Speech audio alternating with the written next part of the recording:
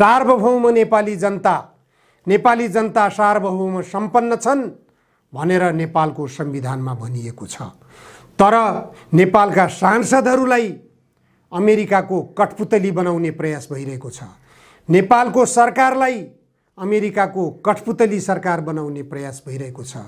नेपालको सेनालाई अमेरिकाको कठपुतली सेना बनाउने प्रयास भइरहेको छ र साथै यो सबै काम भारतको हितमा, भारतको स्वार्थमा गर्न थालिएको छ। त्यसै कारणले एसिया पेसिफिक नामबाट आउन थालेको अमेरिकाको सैन्य योजना नाम परिवर्तन गरेर भारतलाई खुसी तुल्याउनको लागि, भारतका शासकहरूलाई खुसी तुल्याउनको लागि इन्डो पेसिफिकको नामबाट यो कार्यक्रम आउन थालेको छ।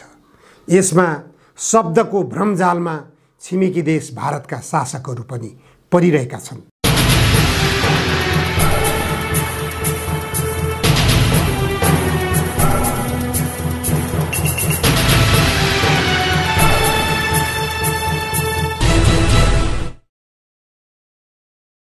आजको जनचासोको 61औं श्रृङ्खलामा जनधारणा खबरमा यहाँहरूलाई स्वागत छ।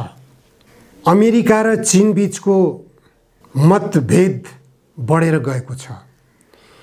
यो प्रतिस्पर्धा विश्वमा व्यापार साम्राज्य कायम गर्ने यी दुई देशहरू बीचको प्रतिस्पर्धाले सारा विश्वलाई तरङ्गित बनाउने अवस्था सृजना भइरहेको छ। अझ खास गरेर भन्ने हो भने चीनसँग सीमाना जोडिएको नेपाल भूसंवेदनशीलताको कारणबाट अत्यन्त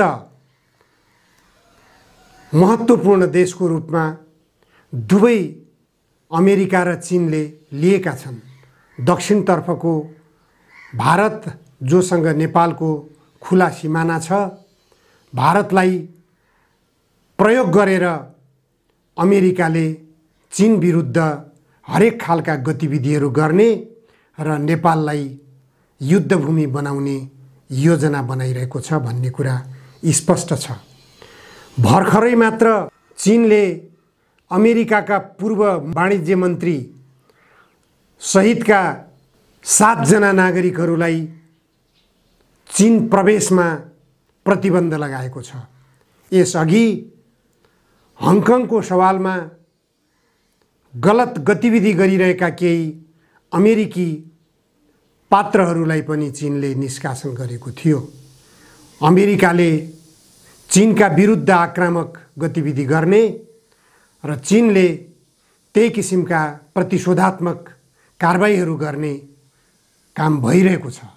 यसले गर्दा यी दुई देशबीचको प्रतिस्पर्धा उत्कर्षमा पुगिरहेको छ भन्ने कुरा स्पष्ट हुन्छ। हाम्रो देशमा अहिले अमेरिकाले ल्याउन प्रयास गरिरहेको एमसीसी नामको अमेरिकाको इन्डो पेसिफिक रणनीति अन्तर्गतको योजना अमेरिकाले छिटो छरितो रूपमा जसरी पनि संसदबाट पारित गराउन प्रयत्न गरिरहेको छ र नेपालको नयाँ सरकार, गठबन्धन सरकार, नेपाली काङ्ग्रेस, माओवादी केन्द्र र विभाजित नेकपा एमालेको माधव नेपाल समूह हुँदै जनता समाजवादी पार्टीको गठबन्धन सरकारले एमसीसीलाई संसदबाट पारित गर्ने मनसाय व्यक्त गरिसकेका छन्। एमसीसी संसदबाट पारित भयो भने नेपालको सरकार स्वतन्त्र रहने छैन। एमसीसी सम्झौतामा उल्लेख गरिएका शर्तहरूले नेपाल सरकारलाई पनि बाँध्ने छन्। एमसीसीमा प्रतिबद्ध भएर नेपाल सरकारले काम गर्नुपर्ने हुनेछ। एमसीसी अमेरिकाको स्वार्थमा मात्र नभएर भारतको ठुलो स्वार्थ देखिएको छ, जसले नेपालको सबै जल सम्पदामा भारतको अधिकार स्थापित गराउने दीर्घकालीन उद्देश्य लिएको स्पष्ट छ। यसरी नेपालको जल सम्पदामा हस्तक्षेप गर्दै आएको नेपालको जलसम्पदा कब्जा गर्दै आएको विगत लामो इतिहास बनाएको भारतले अब नेपालको जलसम्पदामा नेपालले केही पनि गर्न नपाउने गरी एमसीसीको मातहतमा चल्नुपर्ने गरी एमसीसीमा नेपाललाई बाँध्न प्रयत्न गरिएको छ।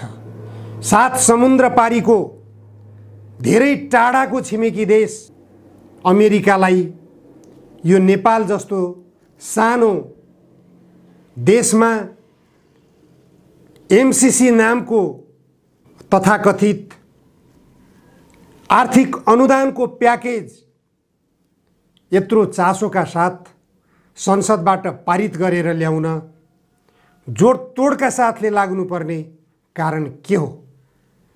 नेपालका सांसद महोदयहरूले गम्भीरतापूर्वक सोच्न जरुरी छ। सकेसम्म सरकारले संसदमा यो एमसीसीलाई टेबल नगरोस्। यो आम नेपाली जनताको आवाज मुखरित भइरहेको छ। केही नेपाली टोपी लगाएका अमेरिकी तलबमा बाँचिरहेका बुद्धिजीवी भनाउँदाहरूले मात्र यो एमसीसीको पक्षमा वकालत गरिरहेका छन्। एमसीसी आयो भने नेपालको सरकार एमसीसी मातहत हुनेछ। एमसीसी आयो भने अमेरिकाको सेना पनि नेपालमा आइपुग्नेछ र अमेरिकाको सेनाको मातहतमा नेपाली सेना पनि परिचालन हुनुपर्ने अवस्था सृजना हुनेछ। त्यसले गर्दा यो विषयमा गम्भीर बहस चल्न जरुरी छ। प्रत्येक सांसदहरूका हातमा एमसीसीको सम्झौता कपी हुनु जरुरी छ। प्रत्येक सांसदहरूले एमसीसीको सम्झौता प्रति पढ्नुस्। भोलि नेपाली जनताका घर घरमा अमेरिकी सेनाले बुट बजार्न थाल्यो, नेपाली जनताका चेलीबेटीहरूलाई बलात्कार गर्न थाल्यो भने पनि त्यो अवस्थामा अमेरिकी सेनाका विरुद्धमा नेपालको कानुन लाग्न पाउने छैन। एमसीसी सम्झौतामा उल्लेख भएको प्रावधानले यही भनेको छ। एमसीसीमा कार्यरत कुनै पनि व्यक्तिहरूलाई नेपालको कानुनले कारबाही गर्न पाउने छैन। नेपालको कानुन कुनै पनि सवालमा आकर्षित हुन पाउने छैन। एमसीसीको सम्झौता अनुसार नै हुनेछ भनेर स्पष्ट रूपमा लेखिएको छ। यसले गर्दा नेपालका सांसदहरूले आफ्नो सार्वभौम अधिकार प्रयोग गर्नुस्। यति बेला जसरी शेरबहादुर देउवालाई प्रधानमन्त्री बनाउने बेला सर्वोच्च अदालतले सांसदहरूको सार्वभौम अधिकार भनेर पार्टीको व्हिप मान्नु नपर्ने, स्वतन्त्र रूपमा सांसदहरूलाई मतदान गर्न पाउने अधिकार सर्वोच्च अदालतले नजिर स्थापित गरिदिएको छ। यो नजिरलाई कार्यान्वयन गर्ने प्रयासमा जानुस्। सांसदहरूले आफ्नो सार्वभौम अधिकार प्रयोग गर्नुस्। सार्वभौम नेपाली जनता सार्वभौम सम्पन्न छन् भनेर नेपालको संविधानमा भनिएको छ। तर नेपालका सांसदहरूलाई अमेरिकाको कठपुतली बनाउने प्रयास भइरहेको छ। नेपालको सरकारलाई अमेरिकाको कठपुतली सरकार बनाउने प्रयास भइरहेको छ। नेपालको सेनालाई अमेरिकाको कठपुतली सेना बनाउने प्रयास भइरहेको छ र साथै यो सबै काम भारतको हितमा, भारतको स्वार्थमा गर्न थालिएको छ। त्यसै कारणले एसिया पेसिफिक नामबाट आउन थालेको अमेरिकाको सैन्य योजना नाम परिवर्तन गरेर भारतलाई खुसी तुल्याउनको लागि, भारतका शासकहरूलाई खुसी तुल्याउनको लागि इन्डो पेसिफिकको नामबाट यो कार्यक्रम आउन थालेको छ। यसमा शब्दको भ्रमजालमा छिमेकी देश भारतका शासकहरू पनि परिरहेका छन्।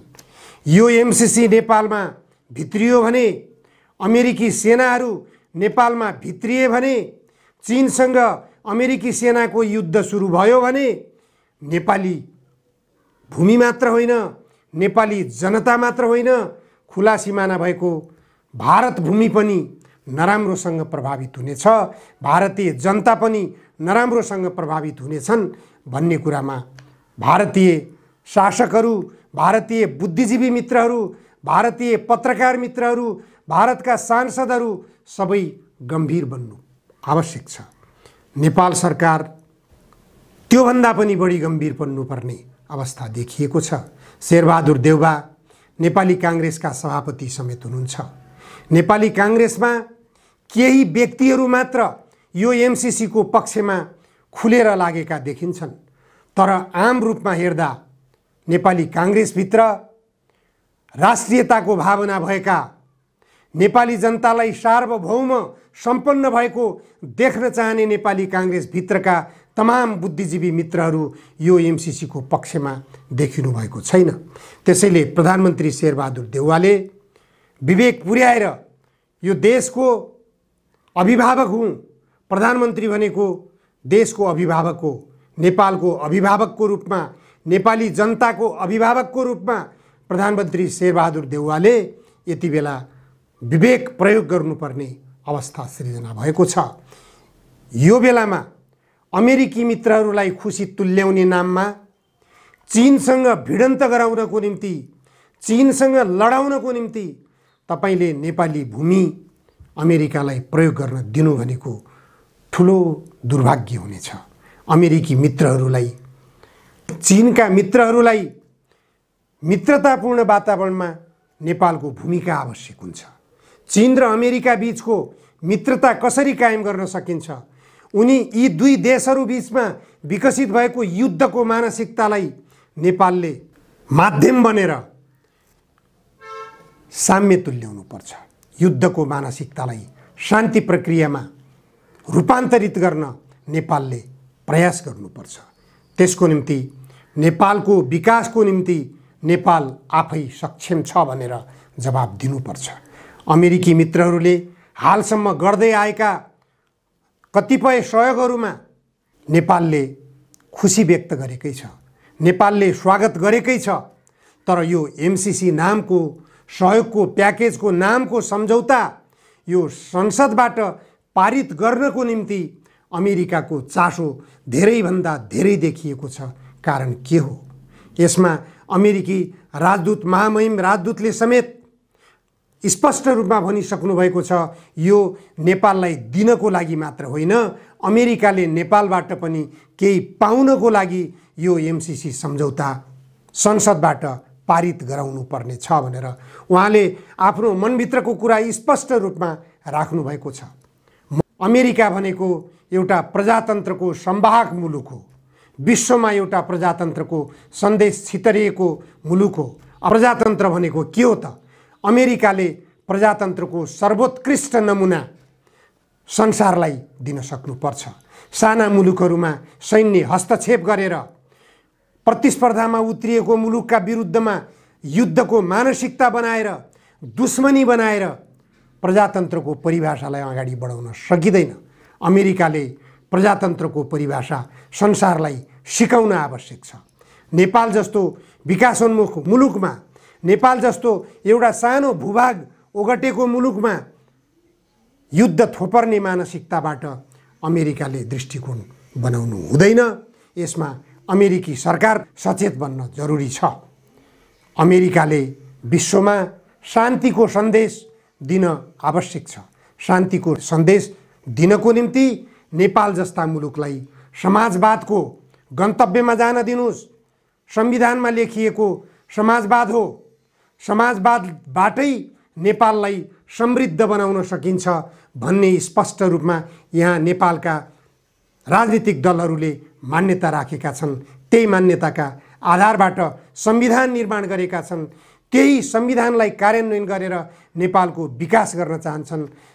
अमेरिका जस्ता सम्पन्न मुलुकहरूको सहयोग पनि नेपालको निम्ति आवश्यक त होला, तर छिमेकी देशसँग द्वन्द्व गर्ने हिसाबले, छिमेकी देशसँग युद्ध गर्ने हिसाबले नेपाललाई युद्ध मैदान बनाउने मानसिकताबाट बाहिर आउनुहोस्। यस्तै अनुरोध नेपाल सरकारले, नेपालका प्रधानमन्त्रीले पनि अमेरिकी राजदूत महोदयलाई, अमेरिकाको सरकारलाई हार्दिकतापूर्वक प्रस्ताव गर्ने हो भने निश्चित रूपमा पनि हामी एमसीसी जस्तो महाजन्जालमा फस्नुपर्ने छैन। आजलाई यति मात्र। धन्यवाद।